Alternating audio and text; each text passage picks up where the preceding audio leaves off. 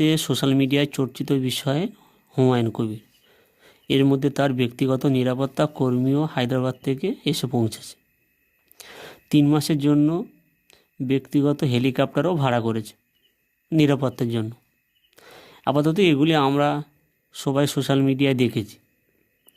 তবে হুমায়ুন কবির 22 তারিখে তার দল ঘোষণা করবে বলে আগেই জানিয়ে রেখেছে।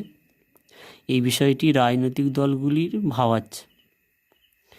যতই বিজেপি বলুক হুমায়ুনের পিছনে তৃণমূল আছে, বা তৃণমূলও একই অভিযোগ বিজেপির দিকে করছে, তবে হুমায়ুনকে দেখেই বোঝা যাচ্ছে আপাতত এই মুহূর্তে এই দুটি দলের সঙ্গে তার সম্পর্ক মনে হয় নেই।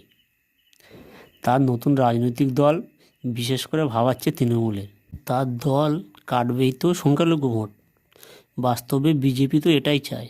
ভোট পার্সেন্টের দিক থেকে তারা খুব বেশি পিছিয়ে নেই। তৃণমূলের 5% ভোট যদি সংখ্যালঘুদের কাটে, সেটাই তাদের কাছে রাজ্যে ক্ষমতায় আসার জন্য বড় সুযোগ বিজেপির।